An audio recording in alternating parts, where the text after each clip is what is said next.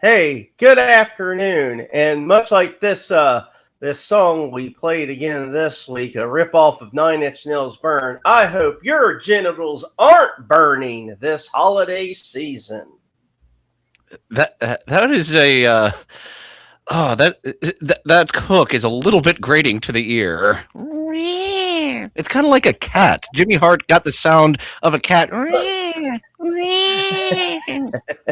Yeah, I don't know why he picked that sound. It wasn't in the original song. I think he was going for like the sound of like a dentist drill. I hear that too. Very much like Isaac Yankum's theme, but just a little bit more separated. Yeah.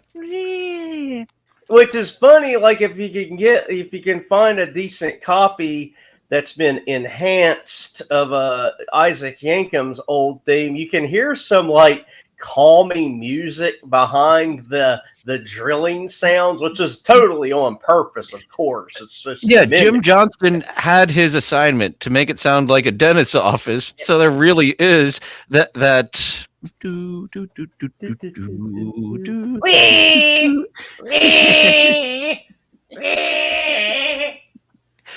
So I'm sorry, Steve Matt, to disappoint you. This week there will be no Bob Backlund talk. There actually would have been if I would have done my assignment of 1995 rebooking the diesel year of WWF, but that's going to take some thought and effort.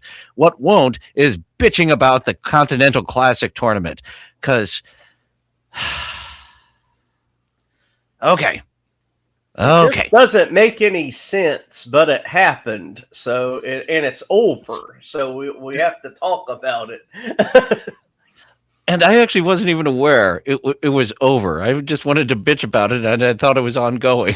But they had a pay-per-view last night, and they finished it, and that's not the winner that I thought we were going to get. For fuck's sake.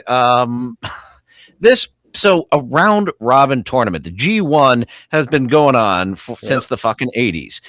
So they've been doing this in Japan. The first time I heard about it was actually WCW versus the World, the video game on PlayStation 1, where you could have 4 wrestlers. And I thought that was really cool. And they should do that with 4 wrestlers. It would be really cool to have a round robin tournament with 4 wrestlers. 4 of them. 12? Yeah. This is the logo this year. Kind of looks like they got the same designer as the WWE Money in the Bank logo guy for the Continental Classic logo here. I was joking with you when I was calling it the G2, but they really do call it the C2 because it's the Continental Classic. Does Tony know what a continent is?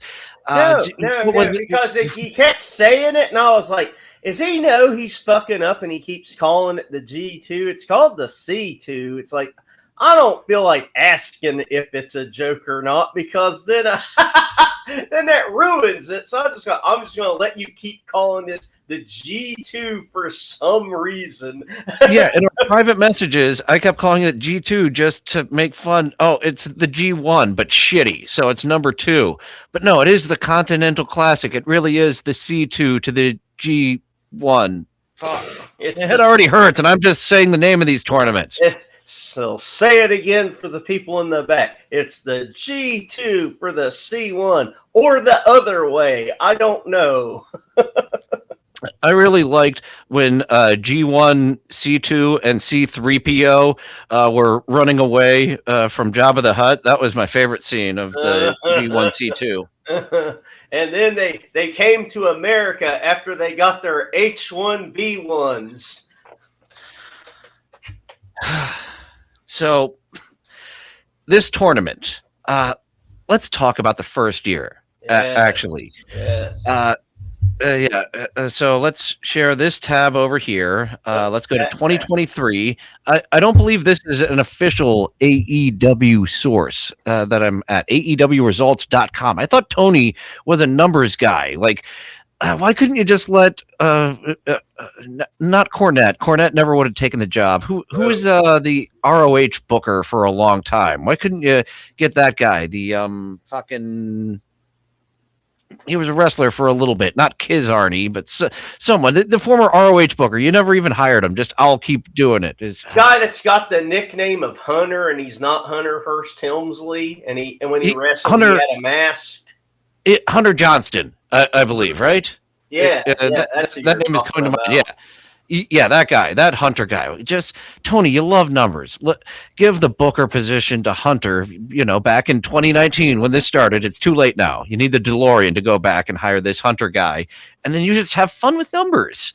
And then people like us who really want to like your product might like it because Hunter put on some fun stuff in AEW before the Bucks fucking abandoned everyone and fucked everyone over.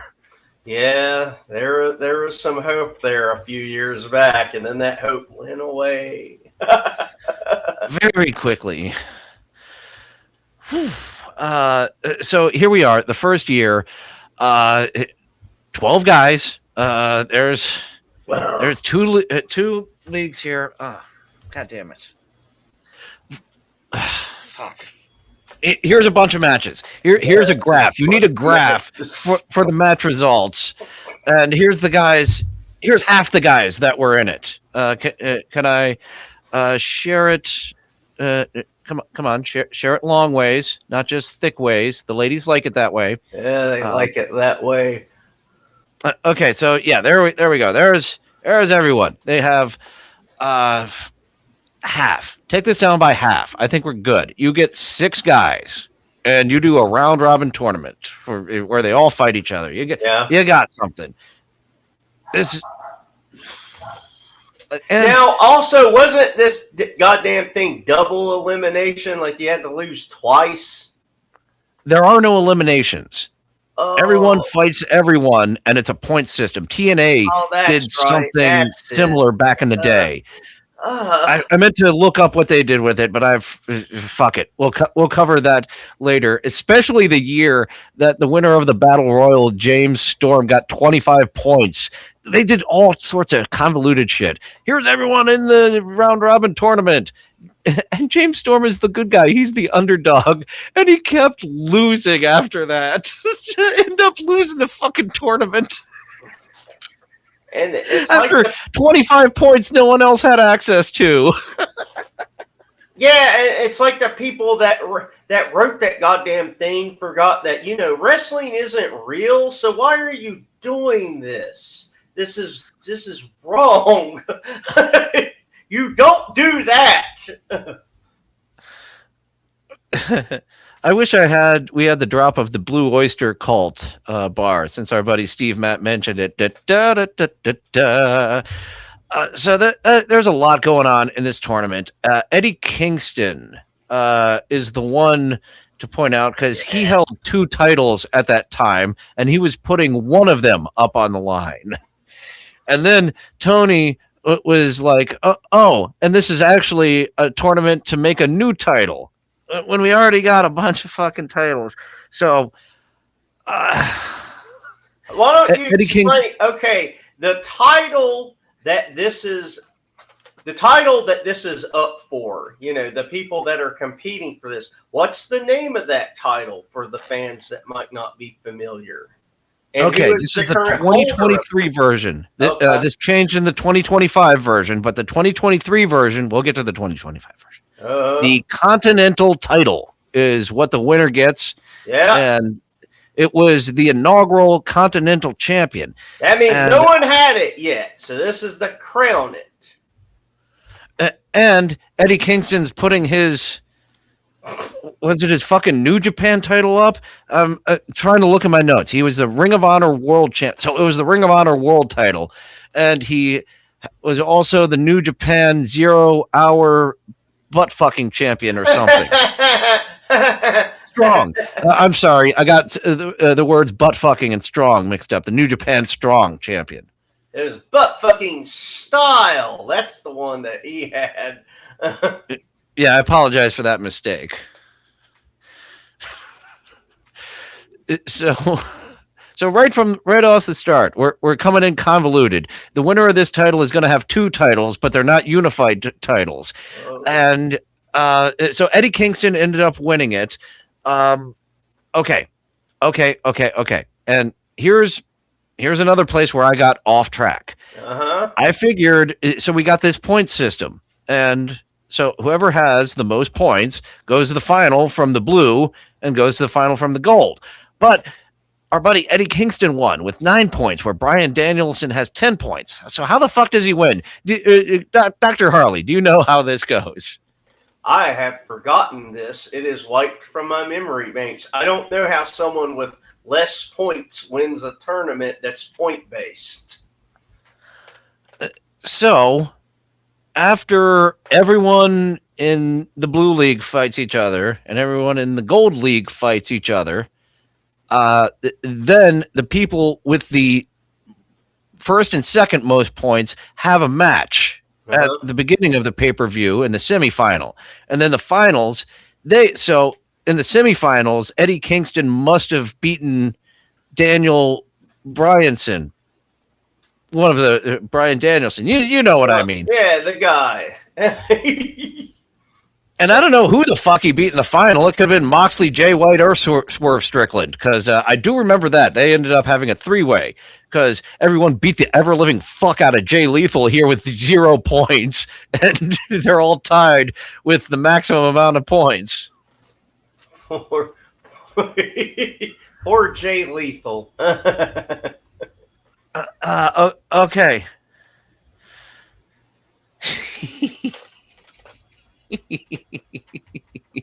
Perry Saturn, he does look like an extra there at the Blue Oyster Bar. Who else with like a handlebar mustache would be a great Blue Oyster Bar? I mean, it's an even better joke than he realizes, because like, okay, so Perry Saturn in WCW, you remember when he lost, he requested the loser must wear a dress match against Jericho. Yeah, then he kept wearing the dress. It was 90 days, but then he kept on doing it. He kept on doing it, and he was wearing a leather dress. And the first time, and it was like a little on the money, but they had Jimmy Hart change his theme music to a ripoff of The Beautiful People. And then to make it even line up with this joke more, after he was done with the gimmick, they changed his music again, where, it still started out with the sirens, but it was a ripoff of Judas Priest's Another Thing Coming. So it makes sense. Another thing coming on his face. At the biker bar.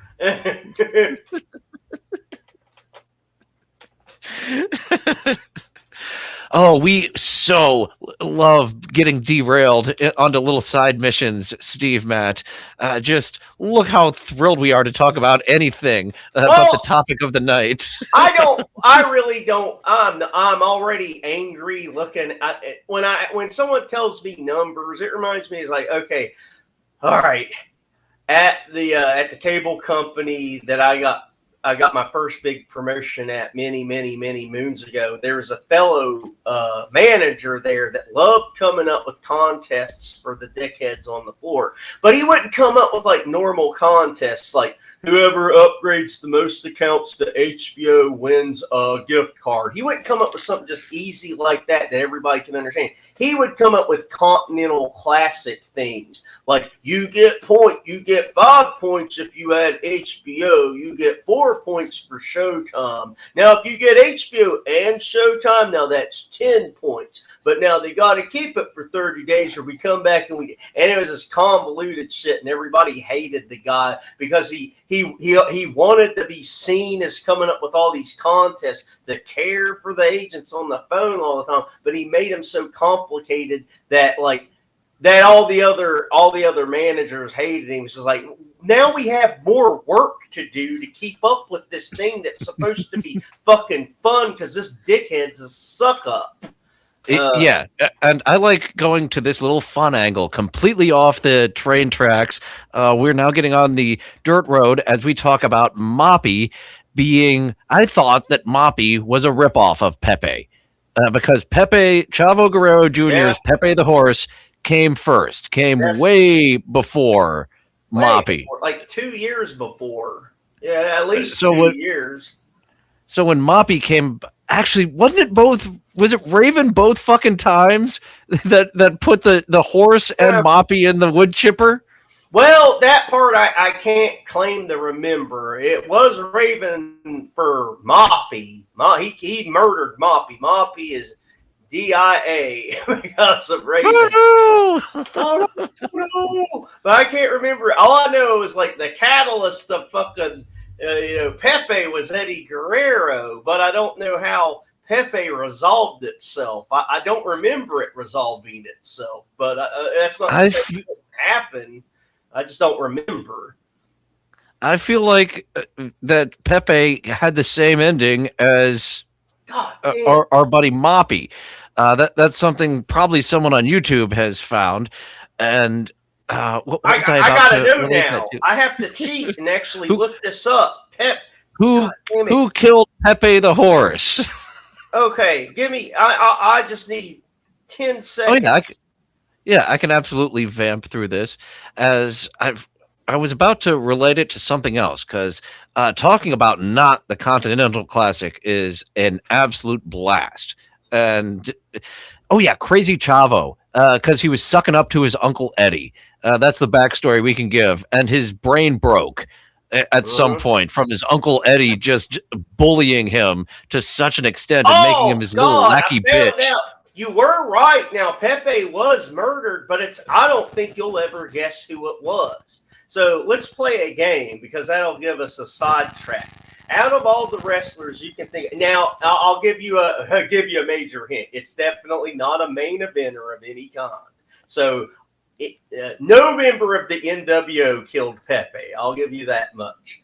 Not even Stevie Ray. All right. Not even it very possibly could have been Stevie Ray. Stevie Ray is off the board. But it is someone that is in that group, not group, but in that periphery of like Raven's Flock, the Revolution, all that stuff. Someone that you could see either, you could totally see this guy beating Dean Malenko or losing to Dean Malenko. But it wasn't. Are you giving me a hint that it's Jericho? No. Okay. Because I definitely remember Jericho feuding with him. I mean, if you pulled this out, if you pulled off this this fucking guess, I'd be so surprised. Now, the guy has theme music. It was not written by Jimmy Hart, but it's recognizable theme music. I think if I played it right now, you would know who came out to it. So it was production. I bet music. I would. I'm an idiot savant with the theme music. That could be a fun little turn. Let's see. Okay. Here's another hint. As far as I recall, this wrestler was never ever part of any faction whatsoever. Now, he tagged up with people, but that doesn't count. He was also. We'll do it like this. When you guess it, we'll see how many guesses it took, and then you give yourself a dollar amount that you think you deserve. Okay, he was never. I might need to phone a theme. So no faction, just one guy rolling around. He was kind of a comedy wrestler, but he was also a serious Norman wrestler. Smiley. Yeah, fucking got it. That's it. That's who killed Pepe. That was the hint that did it. He was kind of a comedy wrestler. Once he switched to Screaming Norman Smiley, he was full comedy wrestler. That seems kind of evil for our buddy Screaming Norman Smiley, the trainer of the year over at the developmental school. You fucking murderer. We celebrate Norman Smiley, but we erase Chris Benoit from his. Hey, Chris Benoit never killed a wooden horse that I know of. But what's extra funny is like in the search result here, it's like they made sure to point out that this was all scripted kayfabe. So don't worry, guys. The wooden horse wasn't really killed. I believe I'm doing the Norman Smiley wiggle correctly. Oh man, I ain't got that motion in my hips for it at all. But I mean, I did almost. I might almost have a big wiggle coming up for me tonight. This is a very hard segue to avoid going back to talking about the point-based, sports-based tournament that nobody looked forward to. I'm on to my rebooking of year one. Once we go back to this shit, I'm going to tell you what I would have done. All right, let me blurt this out because I like talking about real life. I hate these fucking podcasters that just pretend they spawn in front of a camera and they're like, "Oh, we're talking about what we're talking about today. I have no life outside of this. I just appear and talk about whatever we're talking about today." So I think I told you too, but I definitely told Steve Wolf. That, part of my goal for my week and a half off is to go to a new place to eat every day in DFW because it's a metropolis. There's 10 million places to eat. It's all about just picking a place that looks nice and giving it a chance, So we've got our food reviews of the, what have you hit? Have you gotten sushi, pizza? Have you gone a different variety each day? Or has it been pizza? No. It's been a different variety. I'm not too strict about making sure it's a different thing every day. Just a place that I haven't been. Now, I have had sushi because there's sushi right down the road from me. I drove by it a bunch of times, but it's rated 5 stars. I figure, you know what? I live 5 minutes from it. I give it a shot. Turned out to be good, little overpriced. I have to bring that up because I felt like for the amount of food that I got, Are you going to Vegas for Hackamania? Maybe. I don't know. It depends. It depends on how many of the rest of you go. The reason I say I think I've locked my dad into going, and I'm not even getting tickets. I'm just going to hang out. But I hope it still exists. An all-you-can-eat sushi place in Vegas. Every time I've gone, it has been fucking worth it. And I hope it's still there. Every time I'm there, I hit it up. It's amazing. Off the top of your head, do you remember what month Hackamania is? Is that March or April? It's April 10th through 12th. I'm planning a Vegas trip around Hackamania with no intention of actually going to Hackamania. I mean, I might go. I might just go for 2 days or something. I'm too antsy. I can't stay in one spot. Even Vegas. There's a lot to do in Vegas. You got one night on the Strip, one night in Fremont. I think you need a second night in Fremont, and then you can go from there if you want to stay another night. I think one night on the Strip, 2 nights in Fremont to get the Vegas experience. I guess I'll look and see what plane prices and hotel rooms. The last time I stayed there, I stayed at that place that kind of looks like an Aladdin's castle, and it wasn't too expensive. It was there's a lot of cheap places to stay, cheap-ish, but you just got to remember there's a resort fee. There's always going to be a resort fee. That there's an extra. Wait a minute, cocksucker! Every place in Vegas has a resort fee that isn't. When you say that, you mean there's a price that I'll see that says something like, "Hey, if you stay here 4 days, it'll cost this much." But then I get surprised at the end. It's like, "Oh yeah, it was $400 plus this resort fee." Look for the fine print of the resort fee. Fine print. Okay. All right. Okay. Well, I may give it I may try. To answer the question, starting to steer back towards talking about this nonsense. AEW has silly gimmicks. They have a shitload of silly gimmicks. Too much, and it's an overabundance that none of them stand out. And it's like bad Vince McMahon comedy. The Young Bucks have such a similar brand of comedy to Vince McMahon comedy that isn't funny, and they love to jam pack it into their television shows.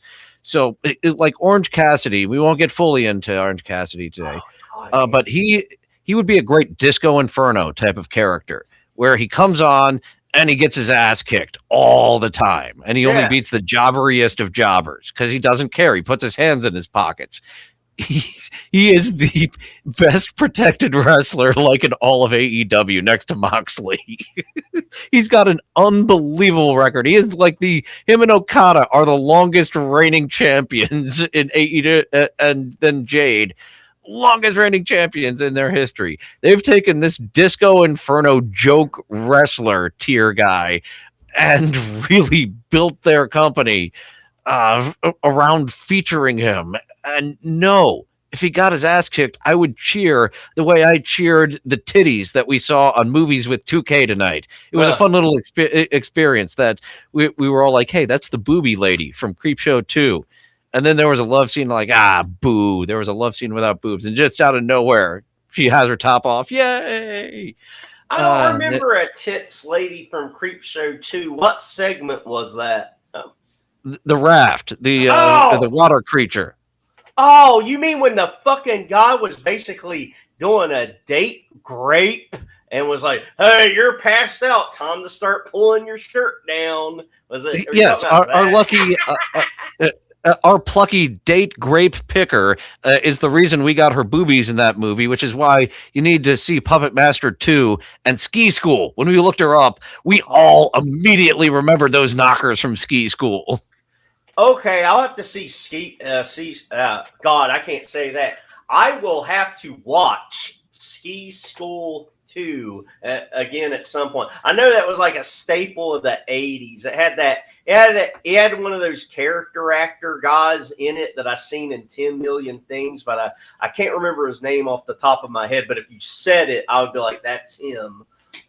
He had a strong name. I just can't remember his name though. Well, speaking of that character actor, it's like I got one of my friends at work is similar to what you've done. He's been a little character actor, background actor in a bunch of different shit in Chicago, and he was on Chicago Fire and Chicago PD. And what I'm getting at is something that I couldn't remember to bring up last week at all because of my horrible fucking flu phase of death.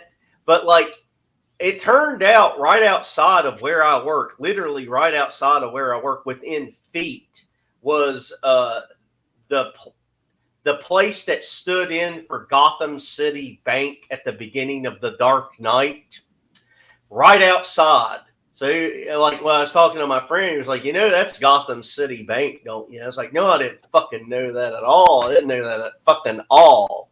And he has no idea about my double life, so it was a real big coincidence. It would have been really funny if he put his hand on me. Don't you know that's Gotham Bank, Harley? I forget what you named this stream. I don't see it here, but I just got a laugh out of how if you named it Continental Classic Review, you might get some random beloved chatters, but you have such a silly name that it's like, fuck AEW, we bitch about it. I ain't no qualms about it.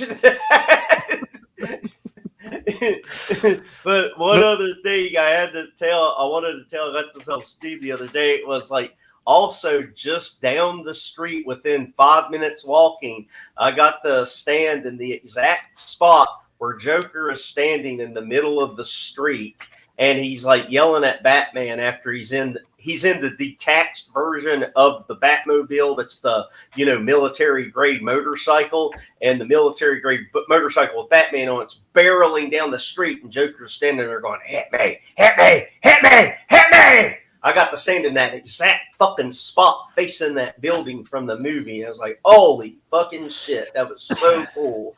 But I couldn't remember to tell that last week, so I wanted to tell it today. So I guess that's just me telling a story to say, don't you envy me? Because I don't want to talk about this goddamn tournament. Yeah, we're done talking about this first year. That's what happened. They created another title. All right, really quick. My rebooking. 5 guys. Yeah. Kingston, the New Japan butt fucking champion, as we mentioned earlier. Moxley with the AEW International Champion. Danielson with the Ring of Honor Pure Championship. Swerve Strickland with, I don't know, the fucking garbage championship wrestling garbage pail champion. Here, we're buying your title, GCW. You'll be featured on our TV before we combine it. And Roosh with some type of Mexican champion. Whoever the fuck. I forget if Kingston was hot at the time. I think Danielson was the most hot and probably should have been the first champion if I remember correctly. I don't fucking know. Maybe he got there before 2023. So there. Instead of 12 guys, those are the 6. Pick your fucking winner. And I think this should be a vacuum cleaning of titles. This should be Tony Khan's spring cleaning of his 23 titles to get it back down to a manageable 18 again. yeah, manageable 18 titles and more to come, and then the titles that even he doesn't consider a real belt, like the Owen Hart title. So that should be a they give out fucking belts for that. That's the greatest Royal Rumble belt. Those Owen Hart belts. They should be trophies. Yeah, they should. They need to. I mean, I know we're now entering the era of, like, we've been in the era of, like, whatever rules are established in wrestling long ago, we're going to break them on purpose now to be edgelords. So that's the whole Young Bucks things. We're going to not follow the rules and kill the territory because of it. Yeah. Too long of a story to get into the psychology of how doing everything on Earth then desensitizes people. Well, I think I just did it. There. Doing everything on Earth desensitizes people, and they stop watching and they just become numb. Like, it is funny, like, like me and Steve watched that fucking that backyard match that of these nobodies, and I know you've seen it because Jim Cornette talked about it, and someone even put Jim Cornette's commentary where these 2 nobodies were having a backyard match, and then one of them gets in a car and runs down the other one, and it was so goddamn funny because I'm watching it the first time I saw it, and I'm not expecting a fucking car to come out of nowhere and run over one of the son of a bitches wearing the Walmart basketball shorts that everyone on Earth owns because they're $9.10. But there went them fucking Walmart shorts up in the air, and it was so fucking funny. But I mean, as hard as I laughed about it, and hard as me and Steve laughed about it, talking about it again, watching it again, it's one of those things like, yeah, but you can't have a whole show or a whole promotion around fucking shit like that because it's only funny once. That's it. It's not funny 20 times in a row. You can keep doing it 50 times in a row. Maybe it'll be funny again. I don't know. Maybe we'll hit you in a different spot, and you'll twirl in the air a little bit, fucking different.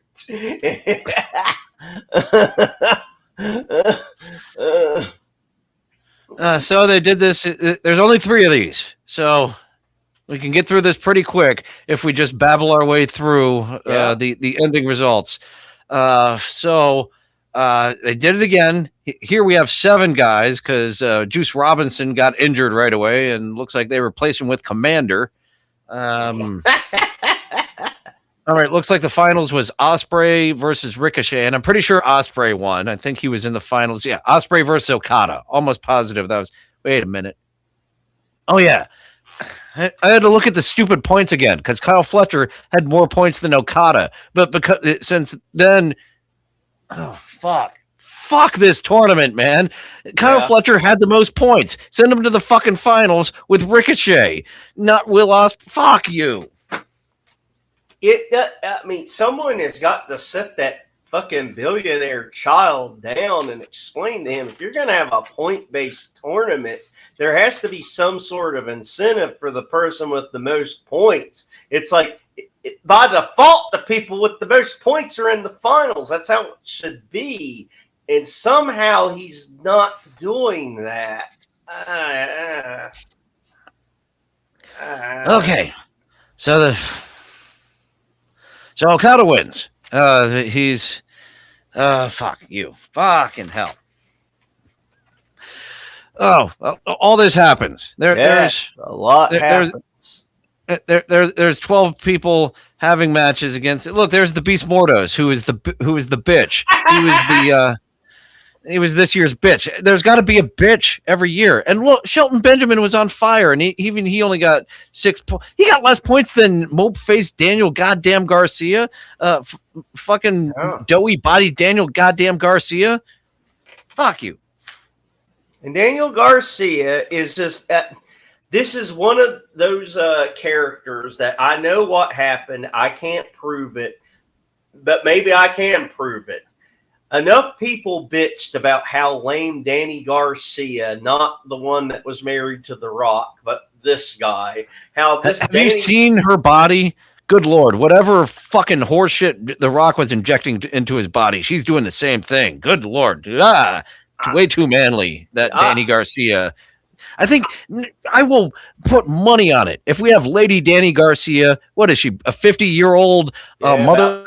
About but those hormones, you put her up against mope-faced, doughy-bodied Daniel Garcia over here. My money's on her. Oh, yeah. Now, I remember when she was originally married to The Rock back when they were both young in the 90s, and there was only like a couple of pictures of her. And I was like, good for you, Rock. That lady's hotter than shit.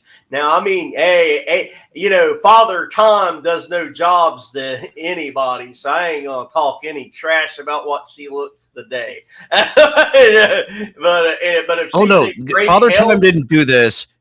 Whatever she's injecting into her body and then going lifting right next to The Rock. That's what, like, no, ladies' bodies at 50 don't look like that. As Rock's men's bodies, you don't hit your max in your 50s. You can see it with Scott Steiner of reaching his max around his late 30s, early 40s, and it just drops off. That's how life works. Your body's not getting bigger unless you're putting all sorts of illegal hormones and shit in there, like The Rock and Danny Garcia were allegedly. Although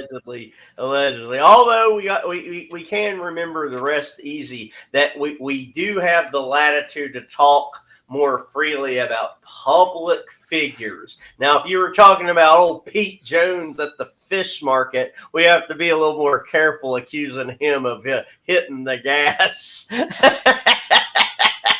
Allegedly. Allegedly.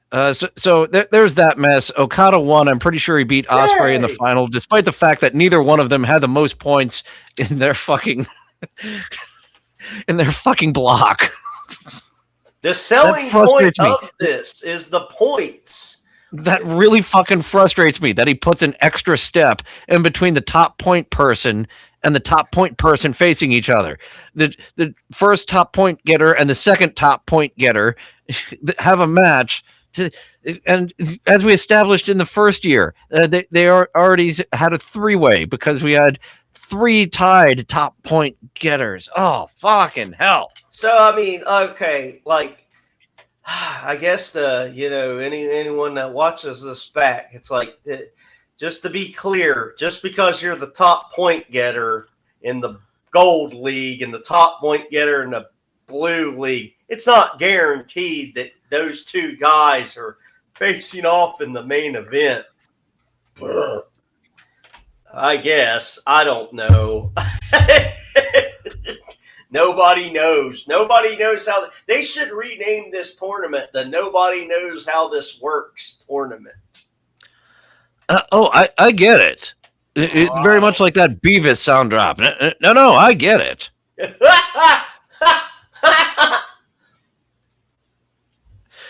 So rebooking this one, I say we can have 6 this time. Make it a 6. We started 5-person tournament last year. I think we top out at 6. Yeah. Any more gets confusing. That's why having 12 just gets me in this mood, you asshole. So I think the 6 we keep: Ospreay, Fletcher, Darby Allin, Okada, Shelton, Briscoe. Shelton and Okada in the final, I guess. Wow. Just looking at this fucking mess gets me in a bad mood. You shouldn't have to do math to watch wrestling. I think it would be fun if it topped out at 6. As I mentioned, 5 in the first year. I think you can get away with 5 in the first year, and then 6 forevermore. 12, fucking 12. Fuck. Okay, we're done with 2024. Fuck. Let's go to this screen because good old Steve Matt brought up Hackamania. We can talk about Vegas. Yeah, he wanted to break our hearts live on the air by telling us he refuses to attend to hang out with his friends from the internet. I just thought I'd bring that up on the screen to bring the room down. Thank you for hurting our feelings, Steve. It isn't. Actually, I don't know if he's publicly said where he's from. I know your good buddy Dancing with Ghosts knows where you're from. So yeah, no comment. No comment to what I was going to say. Actually, I don't know if you want that out. That's right. No comment. No comment at all, except that we're hurt. So we've got the pineapple coming over. Like that was a big thing. Is Rochi coming too? Because we've got Eckel coming. If Rochi's there, the gang's all here from over the pond. Oh, that'd be neat. So they did this again. They keep doing it. They keep having 12 people.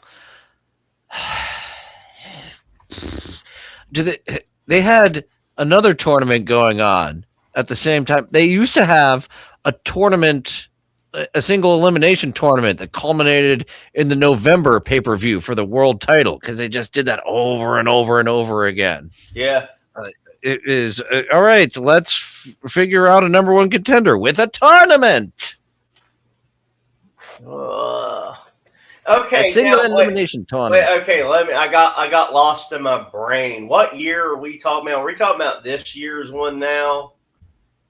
We went through. We went over the. This is the third year. We could go back to 2024 if you'd like to.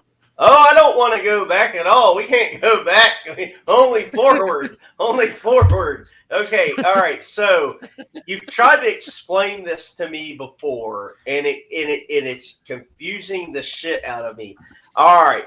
So, this tournament is for the belt known as what? Oh, okay. Yeah, because we've got something different this year. Yes. It was for the Continental Championship.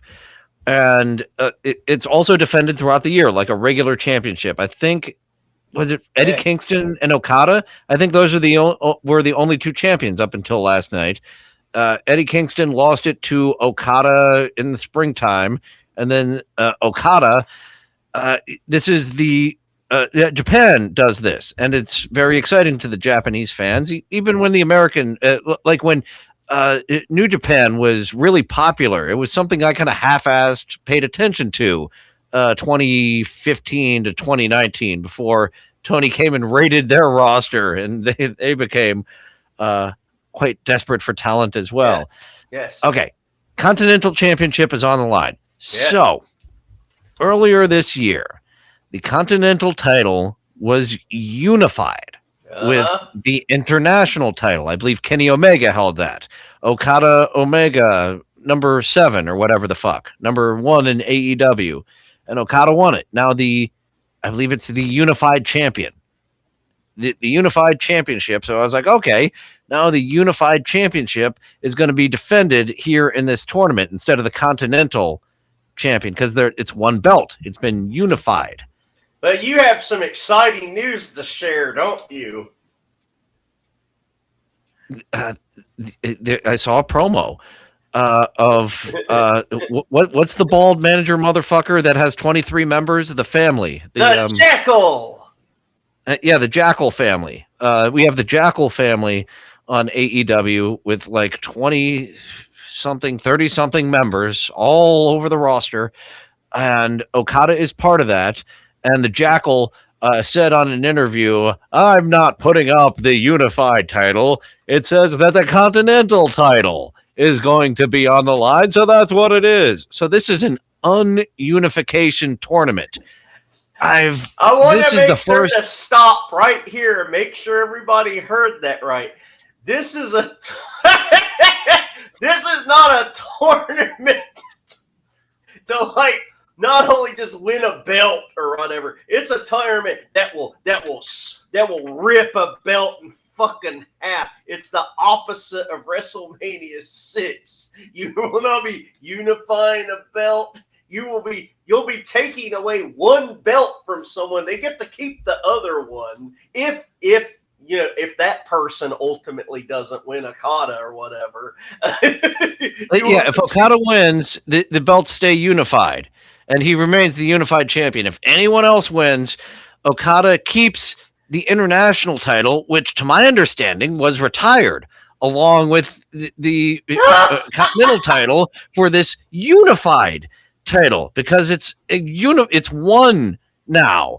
You've now gone and done surgery to this being that is one. Tuvix. They've Tuvixed this title. For anyone who is a fan of Deep Cut Star Trek, Voyager had an episode where Tuvok and Neelix had a transporter accident and then became Tuvix, one being.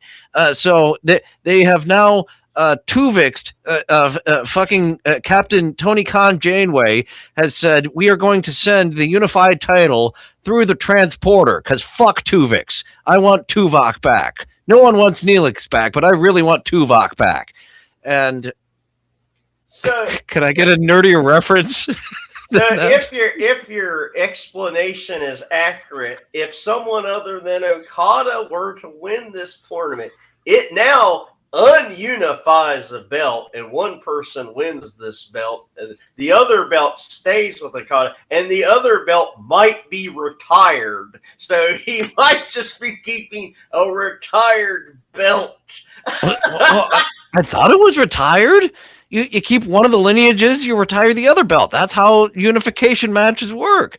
But no, they've just been running concurrent this entire time under the title of one belt. And here in this ununification tournament, once again, we have 12 fucking guys. Jungle Boy got injured, was it? Yeah, Darby got injured immediately. Yeah. Darby was our Juice Robinson of this year. And did we have a Jay Lethal this year? Okay, no one got the ever-living fuck kicked out of him every week. Everyone at least had some points. We don't have a Jay Lethal this time.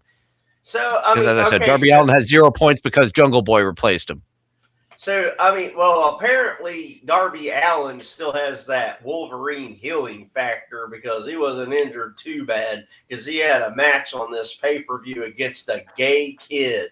And he was out for a couple of weeks. Whatever fucked him up, he's back. And I saw that it was a bloody match. Are they still showing these at Dave & Buster's? I want to watch these. They have a fucking bloodbath with forks and chopsticks and lots of weapons right there in Dave & Buster's here on these screens, showing kids how you could have fun taking a fork to your buddy's pierced ear and turning it. Yeah. Now, they didn't show anything that I caught of Dave & Buster's, but during one of the matches, they did bring up their partnership with White Castle and like a special AEW double elimination, meal deal that you could buy. So not exactly like a little kid's thing. And as Not the Bees is pointing out, they missed out on the Continental Breakfast tie-in with the championship. Oh, no shit.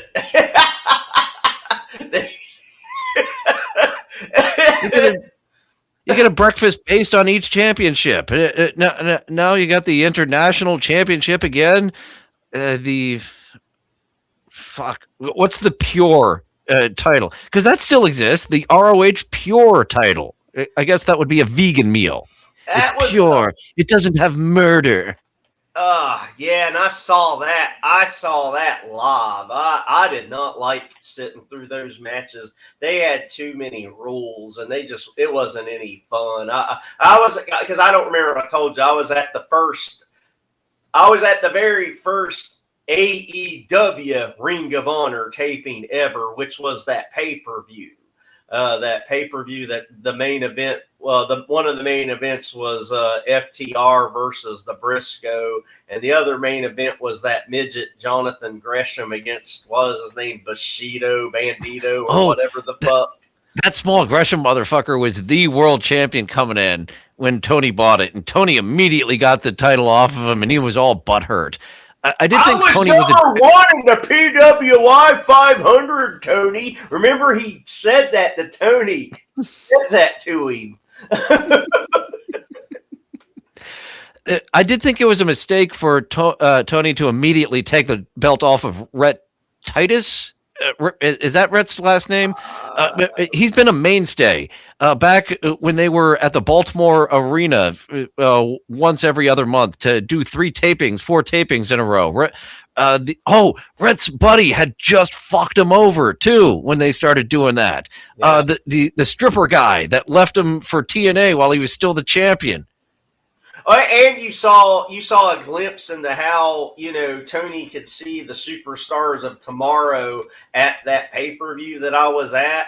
What was it called? Was it Genesis? I don't fucking know. Ring of Honor something or another, December 2022? Was it 2022 when he bought it? It was like a Ring of Honor New Testament or Ring of Honor Book of Mormon, one of those. Yeah, whatever it was December of 2022, and I'm there live on pay-per-view, and one of the people on that show was fucking Joe Hendry, and he had the theme song and all that shit, and the fans went fucking crazy for him there. I didn't know who the fuck the guy was at all. That theme song, did he already have the turnaround little thing going?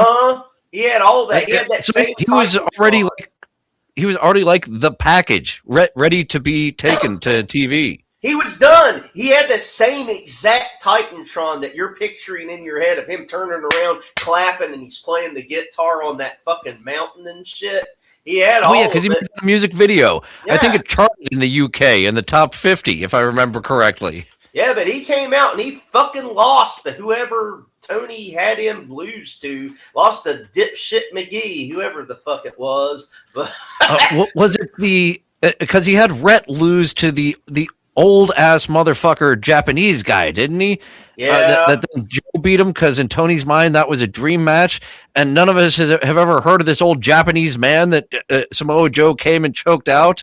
Yeah, no one heard of that fucking guy at all. And the people that's where I had my first kind of experience, like getting like real irritated with wrestling fans. I felt like RVD talking about AEW fans because they were people in the crowd chanting for that murder grandpa and shit. And I'm like, go fuck yourself. Ain't none of you give a shit about this old fish market employee. Fuck this guy. This guy sucks. But I did one thing trying to get on TV on purpose.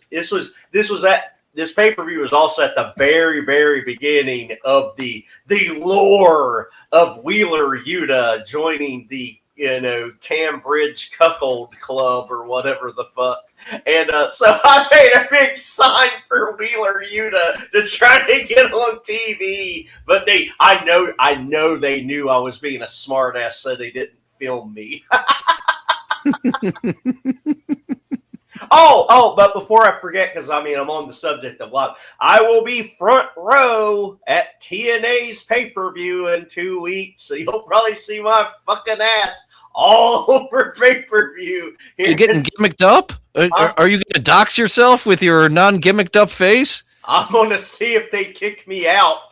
Well, you could probably wear a lucha mask, right? So, they're gonna sell like the Beast Mortos mask, or so.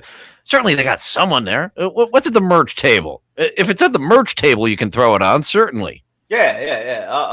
I'm gonna see if I can, but if not, I might. I might have to do the luchador mask deal. I really don't want to. I'd rather be in paint. Even just Sting paint. Like Surfer Sting paint, even. Well, who had the long straight hair? Because everyone I'm thinking with long hair had that 80s teased up hair look. I can't think of someone in face paint with long straight hair that you could be. Someone with long hair with face paint. That isn't all big because you got the straight hair instead of the big warrior hair. Or you could tease it. You want to tease it up beforehand, get all 80s with it, throw some product in it. I do not want to do that. It's hard enough as it is. So, yeah. I mean, I'll probably maybe if I gotta like cap out and do like Ultimate Warrior makeup, who isn't exactly my favorite guy in the world, but fuck it. But people will get it, and actually, yeah, that would be an interesting to see the reaction of the Warrior, because you got the complete gamut of what people could think of the Warrior. Actually, it would be really fun to do that in your more Los Angeles, New York City, whereas political talking points certainly have someone that wants to say something to you. Maybe I should just I'll take a sign. I agree with most of Ultimate Warrior's talking points, but I still think he's a dick. But yeah, I was like, when I saw that they were going to be on pay-per-view games, I've been to a bunch of TNA shit randomly. Now it's official. I've been to more TNA shows than I've been to WWE shows. I've never been to a TNA show. I haven't been to one. I wish I would have went to one back in the Don West days when he would do the thing that he does best. And we got some deals here at halftime. Get up and go to the bathroom and come to the ring and get yourself a deal on T-shirts. No, I was at a lot of those. The Don West era, man. He did not phone it in. He was in that ring selling his fucking ass off to get you to buy shit all the way up until those doors were closing and it was time to go home. And certainly he was getting a commission, because that was the way he came up, was on QVC and all those, getting a commission. So that certainly had to be what he worked on. Fuck yeah, another percentage. Mean Gene got a piece of the hotline. That's why he always plugged that before getting into the promo. We've got the bullshittiest one of them talking about we've got a new world champion. I remember it on WCW Saturday Night. We can't talk about it live on air. It was when Jacques Rougeau beat Hogan at a house show and paid him a fuck ton of money, because that's how you get Hogan the job, is a fuck ton of money, and not aired on television. I remember finding that out like way after the fact. Like, what was that new world champion thing? And then eventually finding like, oh, he got beat at a French house show for Jacques Rougeau was the new champion. So like midway through the report, they must have figured out, oh, we're sorry, folks. We're getting the news in. He lost, but not for the title. Whoops, we made an honest mistake. We didn't try to mislead you into like calling the hotline. It was just a whoopsie daisy.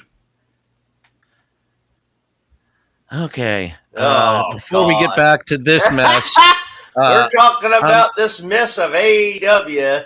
Now, I really wish you would have got to watch that match that Darby Allin had against Gay Kid, because that match, he beat the dog shit out of Gay Kid. There was so much blood coming out of that Gay Kid's fucking face. I don't know. I don't think he was very tolerant beating that Gay Kid left and right. Now, you might be thinking I'm saying something I'm not. I'm still getting over the flu, so I hope no one's thinking I'm saying anything that's anti the pride flag or anything. But Darby Allin beat this Gay Kid up and down the fucking Pride Street in San Francisco. There was blood everywhere. Just thought I'd bring that up. There's always one. I remember when Tony, before he started being friends with all the wrestlers that have a cutting problem and like to cut themselves on television. No, we're not going to do that on TV. We're going to, not every pay-per-view. Nope, every pay-per-view and a lot of TVs. Yeah. Every pay-per-view, a lot of TVs. Still the funniest blade job ever, you know what I'm going to say, was the blade job with the pizza cutter while a pizza commercial's playing.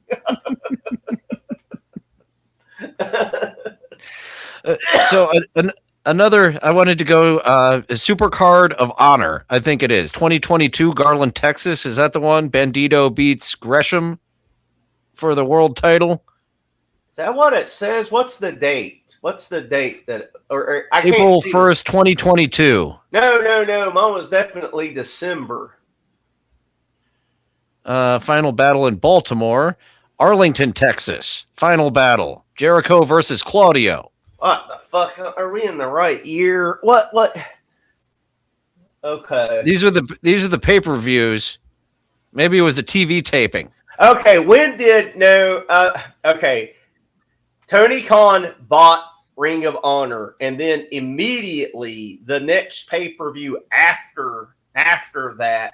And so it might have been the beginning of 2022. Like I think it's here in Garland, Texas, isn't it? Garland. It's Garland. It's the Curtis Colwell Center. If it says Curtis Colwell Center, what's it called? It was April. Well, okay. Go to the match listings. Tell me the match. Here we are. From main event, Gresham defeated Bandito. Oh, he didn't take the title off of him quite yet. Wheeler Yuta beat Josh Woods for some title. Suzuki, yes. The old Japanese fuck was named Suzuki, and he beat Rhett Titus. And to me, that's a bad taste in the ROH fans' mouth, because we saw Rhett Titus a bunch at a bunch of the live shows. There were people following around Ring of Honor like the Grateful Dead around Baltimore, Philadelphia, Virginia, North Carolina. I was such a Johnny come lately. When I started going, I had just missed the Kings of Wrestling, but the Claudio and Hero tag team was still rumbling on the circuit there.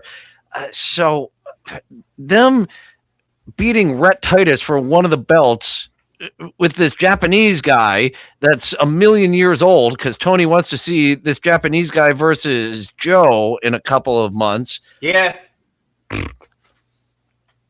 I mean, I was fucking there, and I'm having trouble remembering these matches. I hope they're not in the order that it's showing on the screen, because it kind of doesn't make sense. Okay, FTR beat the Briscoe brothers for the title. Mercedes Martinez, not Monet, beat Willow Nightingale. Oh, and there we go. Another one where he's choosing wrong. Let me tell you something that happened in that match. Oh, Willow Nightingale. I don't know whose fault it was. I don't know if it was both people's fault or not, but you can find this match easy on that Bollywood site that I told you about forever ago. But she had a fucking moonsault on, Miss Martinez, and man, she laid it in there so goddamn hard that poor girl got her legit breath knocked out of her, maybe even her sternum bruised. I mean, I saw it point on. I was like, that isn't selling. That is someone in severe agony that is having trouble breathing right now. And it was a problem. I didn't like it. There's what happened there. That's the one I wanted to speak on. Rhett Titus, an ROH mainstay, jobbing to some. Look at him. He's a million fucking years old. He's a million years old in that picture. And that picture's probably from 1996. And Uncle Jack is fucking right. Briscoe brothers for life. I love them motherfuckers. I mean, I'm not claiming I'm the first one to say it, but those motherfuckers were one of the last newer people that came in that, I'm not going to claim to know their debut date as a pro wrestler, but in my opinion, they debuted after the WWF Attitude Era, because that's how I know them from. They're the last people I ever saw that seemed legitimately mentally fucking ill in their goddamn promos, especially when they would have dead goddamn chickens behind them, piles. When they're doing it at the chicken farm, and they have it's fucking amazing. But there was this one where fucking Mark, Mark is jumping on the dead chickens. He's doing these big I know it sounds insane what I'm saying, but I swear I'm right. He's doing big splashes on this giant pile of dead goddamn chickens while Jay is finishing up I'm gonna kill you motherfucker promo. And I was like, these guys are truly mentally ill. This is insanity what I'm watching. I love these motherfuckers. And I was like, God damn, and it fucking killed me later when, what happened. Because, I mean, I was like happy for him that they, that Tony grew a set of balls and was like, well, fuck you. I'm going to sign him to a contract. I'll put him on Ring of Honor. They won't be on TNT, so I can still have them. So fuck you. So he was at least trying something to keep, he was doing a good thing. So I'm going to give that man, Tony Khan, for what you did for the Briscoes. For all the shit that I'm critical of him on, I'm giving him a 10 on a scale of 1 to 10, 5-star in the Tokyo Dome for doing the right thing for the Briscoe brothers. But when that happened, God, that killed me. But I mean, I know it's a side note. I wish they wouldn't have taken so long to start pulling the trigger and making Mark more of a serious singles star. I know you can't just be like, oh, your brother's dead, here's the world title. That would look a little suspect. Well, actually, I remember that time and place. Yeah. Because the next pay-per-view was a fucking worthless throwaway main event of the Four Pillars 4-way match. Yeah. And Tony had it written in his notebook, and he was just had such a hard-on for getting Jungle Boy, Darby, and the other one. Oh, Guevara is no longer a support beam. He's been taken out. Yeah.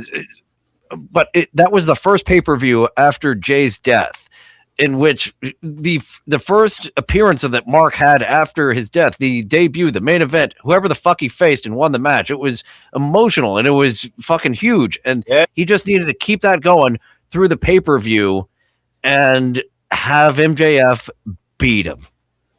He's right there. And you want this fucking heat on MJF, this worst guy in the world. You've made it look like this is destined to be, that Mark is going to be the champion. And this cocksucker MJF took that away from him. Yeah. There's a lot. That'll never leave my mind, because it was there on a silver platter for him to just say, you know what, this Four Pillars thing, let's not do it. Let's do Mark versus MJF and really throw the heat on MJF for beating Mark. And I don't know if this was like a thing Cornette dreamed up himself or if he had like an actual line, but he's always said that, Tony Khan writes out his stories like a fucking year in advance and just refuses to change them. It has to be. Yeah. It has to be. The way that he doesn't pivot. There's been multiple times when it's time to pivot, and whatever he wrote down in his notebook, no, I don't like this. It's written down. It's going to be this way in my notebook, and that's how I want it to be. Yeah, I don't get it. I mean, he only pivots when someone is injured and legitimately can't perform. That's it. If that don't happen, God damn it, he's going to go through. It doesn't matter how much the audience has changed on somebody or whatever. It don't matter. Yeah, it's repulsive. I don't know where we left off. I don't know if we want to talk about my pay-per-view that I was at or back to the Continental Cum Rag. We talked about how this is an ununification match for Okada. That's right, Jack. You just got here a little while ago. I don't know if you knew this, but part of the gimmick of this stupid tournament is that if Okada has the belt is currently the belt. The unified championship. He has the belt. He has the unified belt, Jack. Now, if anyone other than Okada wins this goddamn thing, it's now ununifies a belt. Okada keeps the other one. No, none of us have ever heard of something like this in our life, because it's this. You know why? Because it's fucking stupid, and no one else would have done this. Okay. When we were initially talking about this is an ununification match. Yeah. There is one instance. It was not advertised as an ununification match, but I think it was a WrestleMania tag team match where they'd been the double champions for a long time, but they never got the different titles. So they had all 4 titles. Miz and Truth won one pair. I forget who the fuck won the other pair, but yeah, they're up there and they pull down one pair of belts, and then the match just keeps going because they didn't pull down the other pair of belts. And it was a backdoor ununification match that WWE had for the 2 sets of tag team belts. Okay, that's right. That did happen, but at least that was a surprise, and we, and we didn't know about it going in. It's actually logical if you're looking for a way to ununify them, and we've just been defending them as one for a while, but they haven't actually been one. They're still separate belts, so it made sense. It's actually logical, that backdoor ununification match they had. Because in this ununification tournament, much less logical, motherfucker.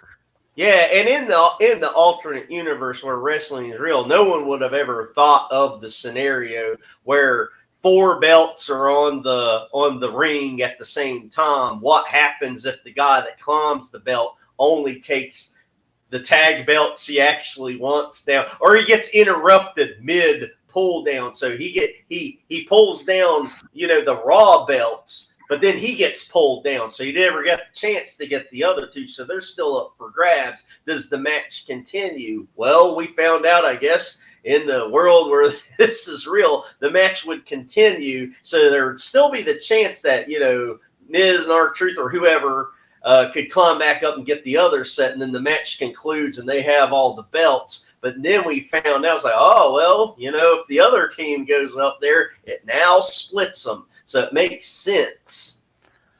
Yeah, it's silly, but it makes more sense than a lot of the recent Royal Rumble non-eliminations.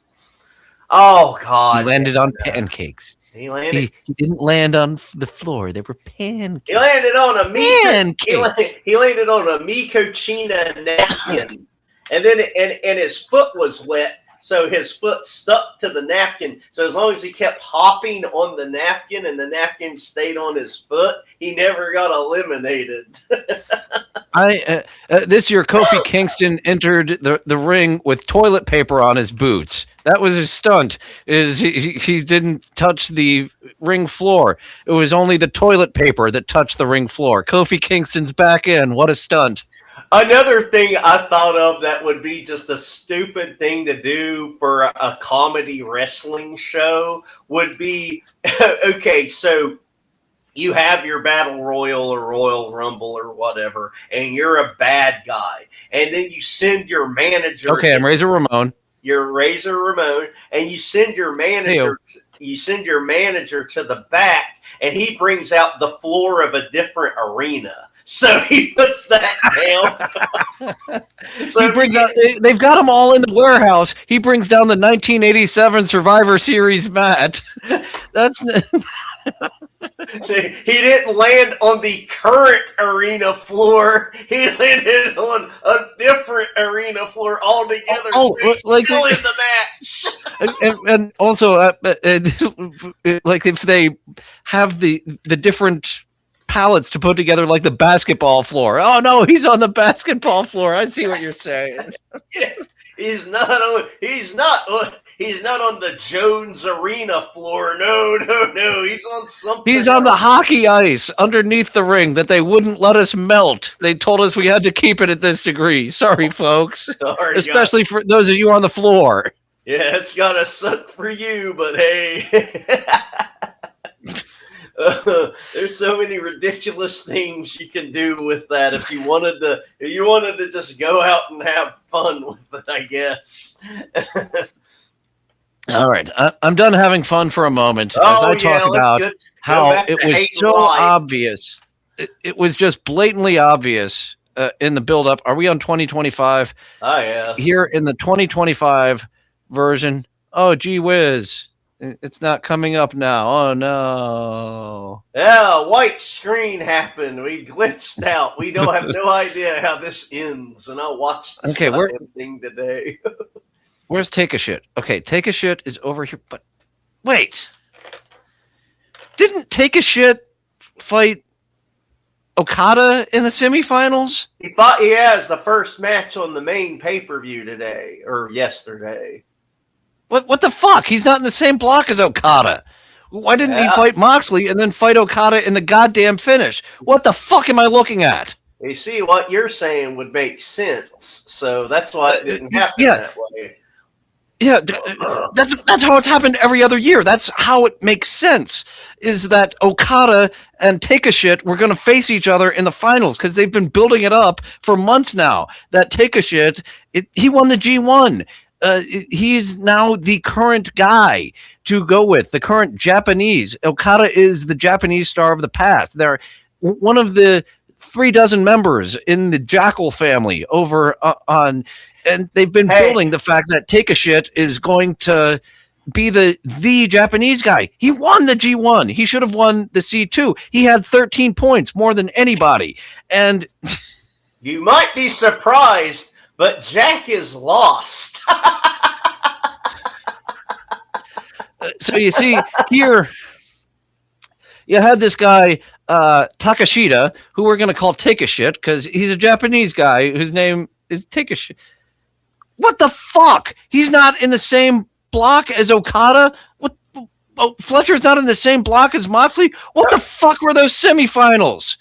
No. What the fuck? And what happened, because I watched the pay-per-view today, Okada won through cheating. He hid a screwdriver in part of the turnbuckle, and so he hit, Take a Shit with it, and that's how he won. But really... I think that screwdriver was meant to go back, and they never put it back. I mean, in kayfabe, it was meant to go back. I saw someone reviewing the match. So, in kayfabe, he didn't return the weapon where it was supposed to go for... Is it Fletcher? Yeah. Fletcher went to look for it. He's like, God damn it, where's the only thing I could possibly cheat with in this entire arena is a screwdriver hidden by the turnbuckle. Absolutely nothing. There's no hammers or anything under the ring. Absolutely. By the way, stabbing someone in the forehead with this screwdriver is a knockout blow. This screwdriver, when you stab someone in the middle of the forehead, has the force of One Punch Man. Just down. Let's see. I think it should cause bleeding and a lot of pain, but more of Not the bees. Take a Shit versus Cody. Oh boy. See, what we actually saw, Jim Cornette has been bitching about how Okada is a lazy worker. And see, what we've seen, the oh boy kind of tipped me off there, is Samuel Beckett, who has been quantum leaping his way around the world for years now. He's been inside Okada's body to right the wrongs. And that's why he's been having such subpar matches. Yeah. It isn't Okada in charge of his body. Samuel Beckett hasn't been able to leap for months. That's why Okada's having such subpar bad matches. Yeah, it wasn't anything to write home about. It was fine, I guess. Okay, so Jack, this is we explained it earlier. This is a points-based tournament, and then I walked away at some point, me saying, "What the fuck is this points-based tournament?" Not making sense. So Tony Khan, okay. Jack, part of the fun is how confused we are about how this tournament is supposed to play out. So you being lost, you're in the pool with us, partner. You're in good company. Every time that we circle back around to this, we've gotten frustrated and angry, and we've had a lot of fun talking about all sorts of other wrestling stuff, like Norman Smiley and Moppy and Pepe, and those were all fun. And now we're back. Smiley, Jack. Did he make you smile? He made me smile. Big Wiggle was so dumb and so fun. And he got awarded Ralphus when Jericho went away, and Ralphus is just a ring crew guy again, and Ralphus is still over. Give him to Norman. And speaking of Jericho, I mean, his contract allegedly is up here in a couple of days, so we might be getting a surprise this maybe Royal Rumble, maybe first Netflix Raw of 2025. I mean, yeah, it's not. He's done it at the Royal Rumble before. Yeah. He's debuted as a surprise before. That was the jacket. When he had the flashy jacket. It was that one. And I mean, his experiment. I mean, God, I don't know that we ever want to go long form about Jericho and AEW, but man, what a wasted bunch of years. That's like finally breaking up with your fat girlfriend that you were with for 6 years. It took 6 years for you to finally break up with her. Like, maybe I shouldn't be with this fat fucking piece of shit that farts in the middle of the goddamn night and has ruined all my bed sheets because she doesn't wipe too good. It took him 6 years to leave that goddamn piece of shit. Now, I don't think Jericho's no choir boy. I mean, whatever. But, like, I mean, there are people out there that I've realized that are wrestlers they are not creative. They're creative bad. They're bad creative. Like, Jericho should never write his own shit. The Young Bucks should never write their own shit. Bryan Danielson. And they've been doing it their entire time there. Yeah. Bryan Danielson should never write his own shit. CM Punk. Wow, yeah, he was exposed as not a mind for the business. Good fucking God. And it made me realize how, precious people like CM Punk are that can come up with their own shit. And they're fair. They're not like, I'm going to win every match or anything like that. They know how to ebb and flow of wrestling. You got to win some, you got to lose some. That's how you keep that interest constantly going. You can't always fucking win like, Hogan or Warrior or somebody like that. But yeah, it's like there's a shitload of people I realize, like, man, you all got to leave AEW for your own sake because you all are kind of retarded. You don't know how to write for yourself. But enough about that. someone who thinks he knows all about writing for himself is Jon Moxley. Oh God, he is the winner of the tournament. Somehow being in the same block as Take a Shit, he lost to Take a Shit in the tournament here. He has an X where Take a Shit is. He was just world champion for like a year, and he kept the title in a suitcase, and it's a good looking world title. Yeah, I think that's a fun gimmick for about 3 months. Six is pushing it, taking this attractive world title, and it's in the suitcase. And we just had that for a fucking year with this angle that went nowhere. I'm going to take AEW. AEW is not what it should be. It's not what it used to be. I'm going to... so apparently, he won the title, and the promo is like, this is what I was after. This Continental title tournament is AEW. My mission is accomplished. Yeah, and I mean, and let me back up to make this even more confusing. It's like the heel group just had a heel match. Like there was their match earlier in the show. This is a face turn, by the way. This is a face fucking turn. Yeah, this is what I was after. This belt is yours. That's right. This isn't my belt. This is all of your belts. You are AEW. All of you out there, this is your belt. Yeah, so his heel team. Not mine. I'm not going to keep this one in the case for a year. This one's yours. I'm going to get another one and put it in the case. That one's mine, but this one's yours. And if you could have saw, I mean, this match has been clipped to death already because of all of its comedy spots with Orange Cassidy and timeless Tony Storm dancing and doing kicks and stupid shit. His team had a heel match, and he cut that good guy promo, which there's no doubt in my mind this means one thing, and it's something that personally it makes me nauseous. I've said it before. I'm going to say it again. Oh God, I hate his old theme song of Wild Thing from the Major League soundtrack more than anything on this planet. I would rather find out I have a kid. Okay, and it's like a door knocks at the door. It's like, Dr. Harley, you got a fucking kid. And I'm like, oh my God, this is the worst day of my life. And then the person that told me that's like, and the fucking thing has AIDS. It's like, I hate John Moxley's theme song of Wild Thing from the Major League soundtrack more than having a kid with AIDS. Clip it, Doom. And I know that means he's changing back to that song if he's becoming a good guy again, because he's been using generic AEW rock music. Mission accomplished. Yeah. You are AEW. I am AEW. We are AEW. We did it. Okay. The event's fucking over. The 6 people that I would pick instead of these goddamn 12 and a half, we'll call it 12 and a half since Darby got injured for 2 weeks. Okada, Fletcher, Moxley, Take a Shit, Claudio, Bobby Lashley. And out of that batch, Lashley's got to win. Sorry, Take a Shit.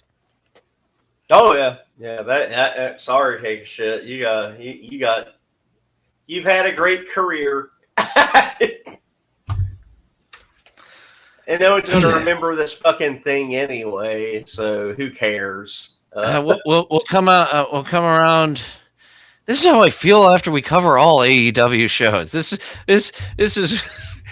Oh, I need more views if I'm going to torture myself this much. God damn. I didn't even watch it. I'm just covering it after the fact and looking at a graph. God damn it. No, I sat through the whole goddamn thing. I mean, I even sat through the pre-show. The pre-show, the only thing we learned not to do that.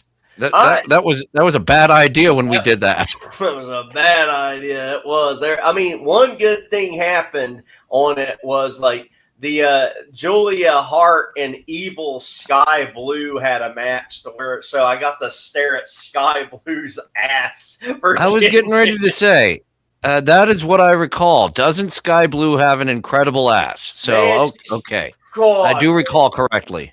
And what's funny is she's also one of those girls that are like, just because I'm dressed provocatively, don't stare at my ass. Because there was like one show, you might have heard about it. Some guy was like perving so hard in the crowd that she started crying. And then the horror page came to the ring later on in the show and pointed at the guy in the crowd and was like screaming at him for being a pervert, and it made the fucking air. But I imagine she's one of the girls I'm imagining in my mind that go too far. There are a lot with their ass out, and it is absolute jack-off material that they're coming off with an ass that incredible in shorty shorts that short with cheeks sticking out more than I'm surprised TNT allows. And let me say, USA too. There's WWE ones that there's just so much ass hanging out, and teenage me says thank you. This is exactly what I want. Adult me is like, wasn't there a women's revolution? Aren't we supposed to take you cunts seriously? We don't have guys wrestling out in a Speedo with their cock and balls just out. As much as I begged for that to happen for Billy Gunn, because I knew it would help his character in the long term, it just didn't happen. But yeah, what we need to do? It happened for Billy Kidman. Good God! No, why did you take him out of his jean shorts? He was on UPN. That was network television. How did you guys not get fined for Billy Kidman in trunks? Jesus Christ! With that fucking hog going down his goddamn leg, and and then changing his music to rap music for no apparent reason. Yeah, it was a DMX ripoff, and like AJ Styles, his rap music, you know, they put kind of like that southern churchy rap sound to it. It fits him, but the DMX song that hog out Billy Kidman had I remember it leading with like an Yeah. oh my God, it's coming back. You can Uh-huh. run if you want to, but you can't hide. And then I forget the lyrics from there. Oh, it's completely forgettable. It had to be a rib on somebody, and I knew full well Billy Kidman knew he was so low on the ladder he wasn't going to react to it on the screen or anything. But I just remember him coming out to that and like, do they think this is cool? Do they think this is going to help him, or is this like a way to kind of make fun of the guy by having the whitest Jewish guy ever come out to, rap music for no reason? Like, okay, whatever. We've been wrestling fans for a long time. I can't think of anyone else who has had just such a blatant giant cock just outlined in their trunks. There have been hundreds, thousands of wrestlers. He is the only one that comes to mind of being able to see his thick, veiny cock on UPN as he does a suplex. Just imagine this arm hat holding a big red juicy apple, and that was what was in his fucking pants. but I wanted to point out now to Jerabloat. Now Jericho, he did hit the gym a couple of years ago, and he lost that fucking bloat. He defended it, or someone did. Like, Fat Jericho was supposedly supposed to be like on purpose because.